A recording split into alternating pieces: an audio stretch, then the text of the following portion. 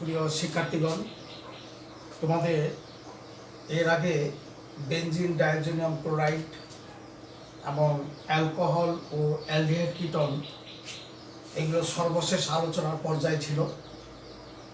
তো আমি benzene diazonium ক্লোরাইডের azo compound আলোচনার সর্বশেষ ভিডিও। আজকে আমি অন্য জগতে চলে যাচ্ছি, সেটা হলো carbohydrate. That is hydrate of carbon. এগুলোর বিস্তারিত আলোচনা আমি করব না। আজকে যে গুরুত্বপূর্ণ বিক্রিয়াগুলো দরকার সেটা হলো গ্লুকোজ এবং ফ্রুক্টোজকে কেন্দ্র করে। তো আমরা গ্লুকোজ কি, কেমনভাবে আসলো, কি এটা সম্বন্ধে প্রাথমিকভাবে আমি একটা ছোট্ট ভিডিও দিয়েছি। সেই ভিডিওটা যান্ত্রিক গোলযোগের জন্য পুরোপুরি করা সম্ভব হয়নি, সেটা মাত্র 6 মিনিটের ভিডিও। তো এই গ্লুকোজ আলোচনা করতে গিয়ে তোমাদের সিলেবাসে যে দুটা জিনিস, গুরুত্বপূর্ণ জিনিস আছে, একটা হচ্ছে গ্লাইকোসাইড বন্ধন এবং একটা আছে পেপটাইড বন্ধন, তারপরে স্টার্চ, সেলুলোজ, এগুলো সম্পর্কে আছে। এগুলো সবই আবর্তন হবে গ্লুকোজকে কেন্দ্র করে। তো আমি আজকে মেইন গ্লুকোজের যে রিয়াকশনগুলো, এই বিক্রিয়াগুলো সম্বন্ধে আলোচনা করব। পরবর্তীতে অন্য ভিডিওতে যদি সম্ভব হয় সেখানে গ্লুকোজের আদি ইতিহাস এবং গ্লুকোজ কেমন করে আসলো এই গ্লুকোজ সম্পর্কে আলোচনা করা যাবে। তবে আজকে আমি আলোচনা করব গ্লুকোজের আলফা বিটা ডি গ্লুকোজের কনস্ট্রাকশন বা স্ট্রাকচার, এবং এই স্ট্রাকচারের পরে পাইরাডোজ চাক্রিক সাইক্লিক কাঠামো, এটা সম্বন্ধে আলোচনা করব। তো যাক, প্রথমে আমরা আলোচনা করি যেটা গুরুত্বপূর্ণ জিনিস, সেটা হলো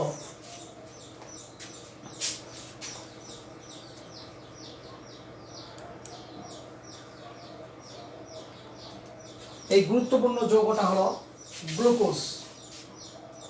গ্লুকোজ সম্পর্কে আলোচনা করব। গ্লুকোজের আণবিক সংকেত C6H12O6, এটাকে বলা হচ্ছে গ্লুকোজ।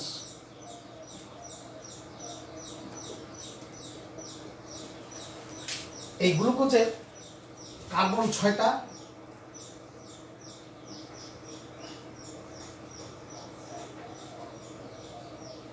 ওয়ান, 2, 3, 4, 5 and 6, এই 6টা কার্বন। হাইড্রোজেন হইল 12টা। এইটা প্রথমে অ্যালডিহাইড হিসেবে আছে। এখানে OH, H, OH, H, OH, H এবং CH2OH। তাহলে দেখা যাচ্ছে এই 6টা কার্বনের মধ্যে প্রথম কার্বনটাতে অ্যালডিহাইড মূলক আছে এবং 6 নম্বর কার্বনে আছে প্রাইমারি অ্যালকোহল। আর বাকি 4টা কার্বন মধ্যে সেকেন্ডারি 2 ডিগ্রি অ্যালকোহলের গ্রুপ। এ হলো গ্লুকোজকে। যদি বলা হয় গ্লুকোজ কি, তখন তো আণবিক সংকেতটা দিলে তখন এটাকে বলা যাবে যে 6 কার্বন, এটাকে বলা হয়, এভাবেও যদি আমরা এটাকে 6 কমন নিই, 6,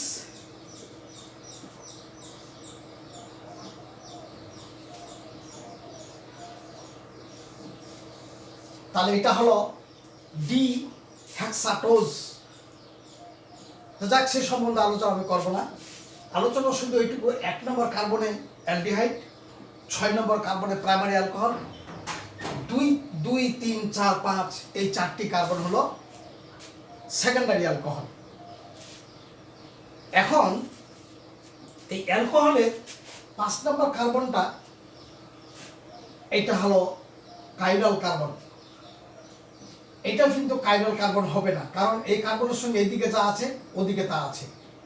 এটাও কাইরাল কার্বন হবে না, একমাত্র এখানে কাইরাল কার্বন হলো 5 নাম্বারটা হলো কাইরাল কার্বন।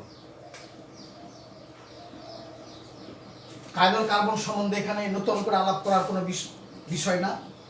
তোমরা আইসোমেরিজম যাবে, সেখানে আলোক সমানতায় দেখবে যে সমস্ত যৌগের কাইরাল কার্বন থাকবে তারা আলোক সমানতা প্রদর্শন করবে। সুতরাং এই জায়গাটা আলোক প্রদর্শন করে এটাকে এখানে যত দর্পণ দিই তাহলে এল, অর্থাৎ এটা পাল্টে যাবে ডেক্সট্রো, এটা হলো ডেক্সট্রো, ওইটা হবে লেভো। সুতরাং এই ডেক্সট্রো ফর্মটাকে আমরা ডি গ্লুকোজ হিসাবে চিহ্নিত করলাম।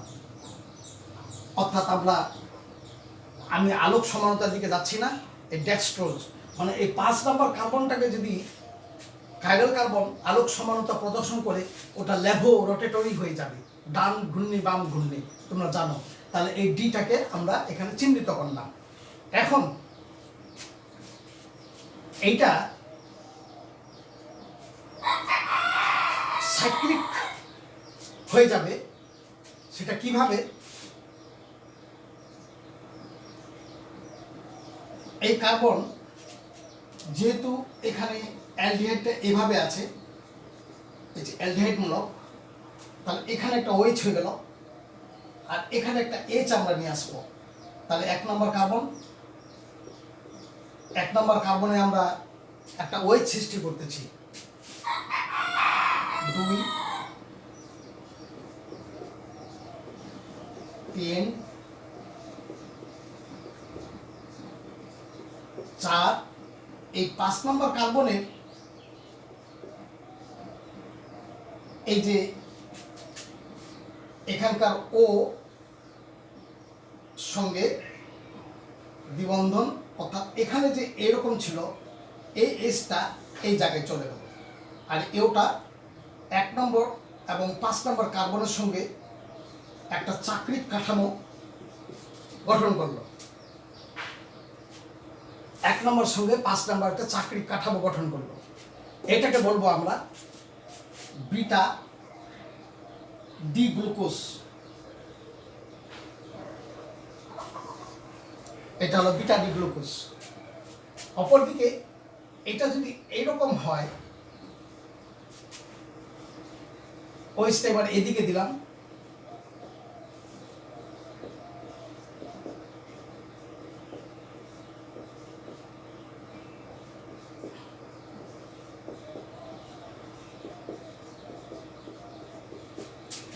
এবং এই 5 নম্বর কার্বন ঠিক তেমনি এর সঙ্গে চাকরিক কাঠামো গঠন করলো এবং এটা CH2 প্রাইমারি অ্যালকোহল। তাহলে এটাকে বলবো আমরা আলফা ডি গ্লুকোজ।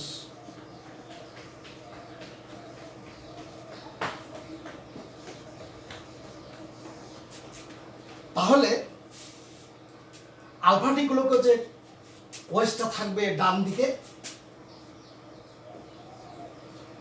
আর বিটা ডি গ্লুকোজের ওয়েস্টটা থাকবে বামে, বাকিগুলো সবই ঠিক থাকবে।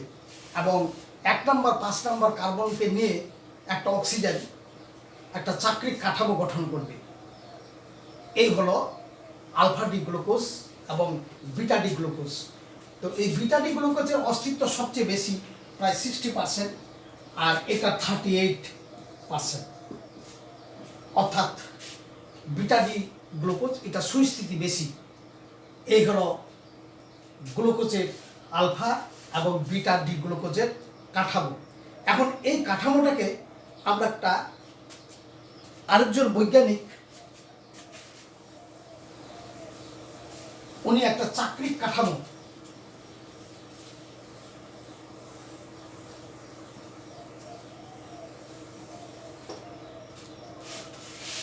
এই বৈজ্ঞানিকের নাম হলো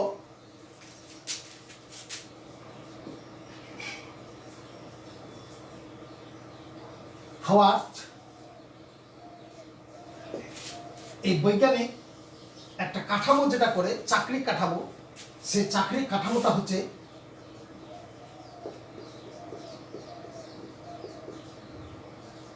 টাইরানোজ।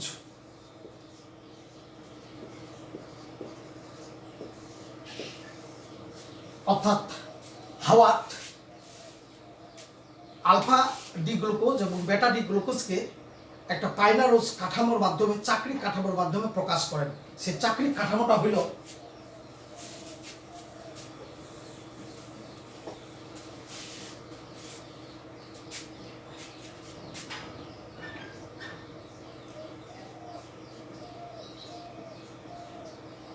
এক নম্বর কার্বন,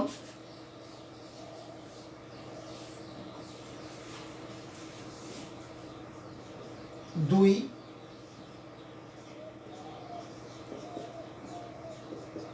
তিন নম্বর কার্বন,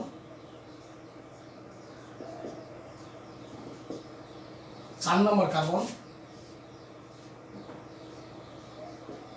পাঁচ নম্বর কার্বন। এই পাঁচের সঙ্গে একের অক্সিজেন বন্ধন। দেখো এখানে কার্বনের চারটি যোজনী, 1 2 3 4 মিলে গেছে, প্রত্যেকটা কার্বনের চারটা যোজনী মিলে গেছে।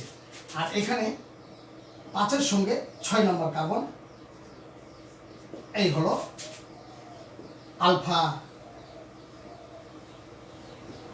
D glucose.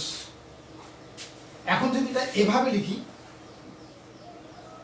ওএইচটা উপরে দিব, এসটা নিচে, 1 নম্বর 2 নম্বর কার্বন,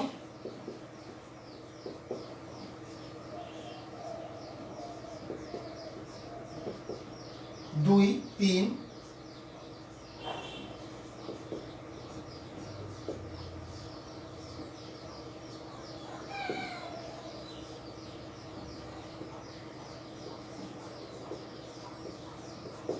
এটা হলো বিটা ডি গ্লুকোজের পাইরানোজ কাঠামো।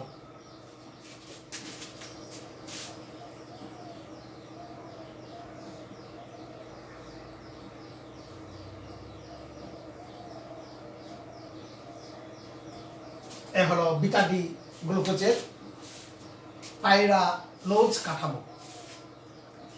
এই দুটি কাঠামোকে স্মরণ রাখার জন্য ডি গ্লুকোজ থেকে আলফা ডি গ্লুকোজ এবং বিটা ডি গ্লুকোজ অবশ্যই মনে রাখতে হবে। এরপরে হাওয়ার্থের পাইরানোজ কাঠামো আমরা গঠন করতে পারবো। এই হলো এই কার্বনটা হলো 6 নম্বর কার্বন, 6 নম্বর কার্বন।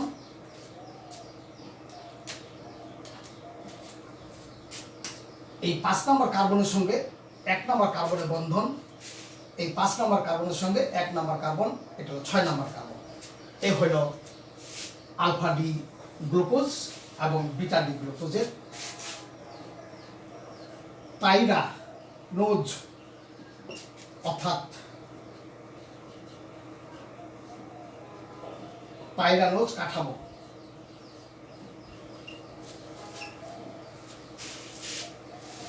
এই পাইরানোজ কাঠামোটা যদি বোঝা যায়, তাহলে আমরা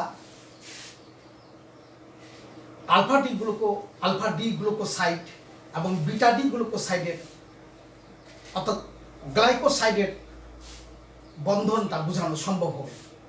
যদি এই দুটো কাঠামো তোমরা বুঝতে না পারো, তাহলে তোমাদের কেহই গ্লাইকোসাইড বন্ধন এটা মাথায় ঢোকা দেওয়া সম্ভব না। কাজেই আবার বলতেছি, ডি গ্লুকোজের যখন অ্যালডিহাইড গ্রুপের ডান দিকে থাকবে ওএইচ তখন আলফা, আর বাম দিকে যখন থাকবে ওএইচ তখন বিটা। এরা আবার 1 নম্বর এবং 5 নম্বরের সঙ্গে একটা অক্সিজেনের একটা চাকরিক গঠন তৈরি করবে। এই চাকরিক গঠনটা পরবর্তীকালে বিজ্ঞানী হাওয়ার্ড একটা পাইরানোজ কাঠামো গঠন করেন। এই পাইরানোজ গঠন এটা বুঝতে গেলে এখানেও এই কার্বন 1 নম্বর কার্বনের সঙ্গে ওএইচটা যখন নিচে আলফা, 1 নম্বর কার্বনের ওএইচটা যখন উপরে তখন বিটা। বাকি কার্বনের 1 থেকে 5 নম্বর কার্বনের গঠনগুলো একই ধরনের। এই হলো আলফা ডি গ্লুকোজ এবং বিটা ডি গ্লুকোজের পাইরানোজ কাঠামো। তোমাদের সকলকে ধন্যবাদ।